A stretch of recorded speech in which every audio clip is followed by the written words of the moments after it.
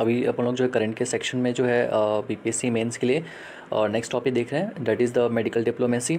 So basically जो है ये क्यों इतना हाईलाइटेड था, क्योंकि हमने देखा कि जो है मतलब ये कोविड पैंडमिक को लेकर के बहुत सारी मेडिसिन्स जो है इस एरा में जो है मतलब कि हाईलाइटेड रहती हैं, जिसको लेकर के अपन लोग ये टॉपिक को एक बर्निंग टॉपिक मान सकते हैं बीपीएससी मेंस के लिए।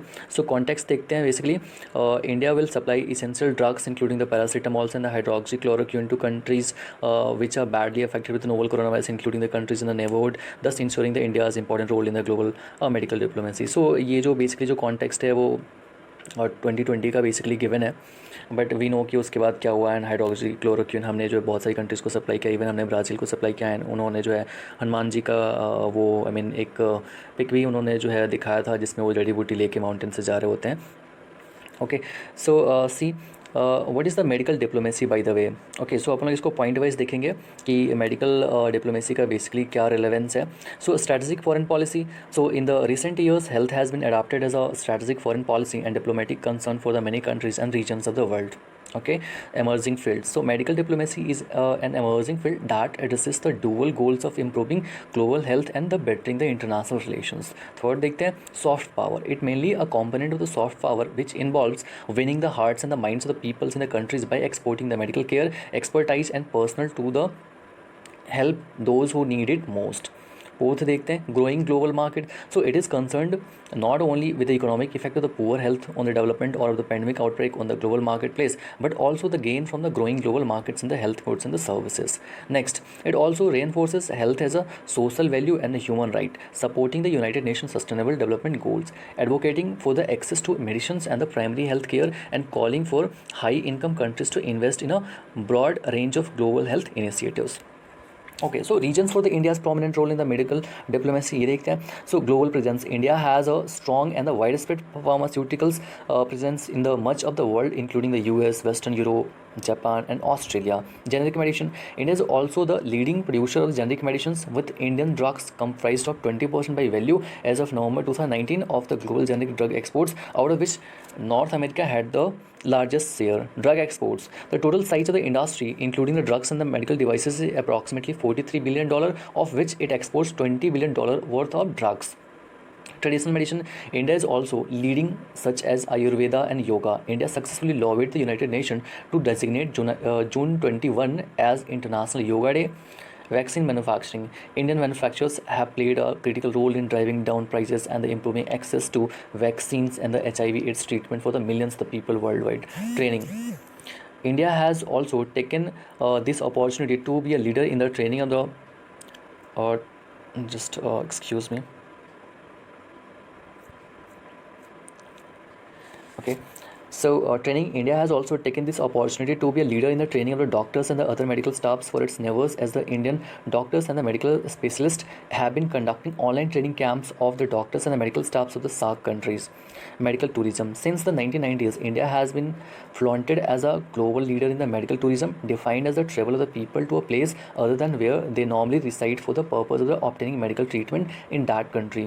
So what are the challenges in the medical diplomacy? Foreign regulations. Because more than half of the India's pharmaceuticals exports are to highly regulated markets such as the United Nations. Indian manufacturers have to comply with strict US Food and the Drug Administration (FDA) guidelines that include regular and the rigorous inspection to ensure compliance. Economic challenges. Lockdown due to COVID-19 is the third shock that the informal economy in India has faced after demonetization GST. Lockdown has hit millions of the daily wages earners, the self-employed and the small businesses, and the rural landless poor. These vulnerable segments of the workforce face the immediate problem of a lack of the income as well as the hunger. Intellectual property rights. So it is one of the vital facets that face health practitioners, and one of the main issues where the health and the foreign policy intersects to the TRIPS agreement allows countries substantial flexibility towards protecting the public health sections. 3D of the Patent Act prohibits evergreening, which is the practice of the foreign pharmaceuticals companies to extend their patent terms by making small trivial changes to existing medicines and thereby preventing entry of the generic drugs. Active pharmaceuticals ingredients APIs. Despite being a leading supplier of the medicines to several countries, India is highly dependent on China for the raw materials such as the APIs and the bulk drugs. not only on China but also in USA. Lack of the supports and the infrastructures, India has persistently lacked sufficient and the effective investment in the healthcare through the decades, currently at 3.5% of GDP, which includes the private investment also. Lack of the international leadership, this at present a leadership crisis at the global level as no country is looking at the pandemic as a common fight of mankind against the virus. Steps taken, ban left. India had lifted the ban on the export of the hydroxychloroquine nearly 2 weeks after imposing a ban on the export supplying HCQs. Currently, India is supplying anti-malarial drugs, hydroxychloroquine, to the 97 coronavirus hit countries as grant as well as the commercial basis.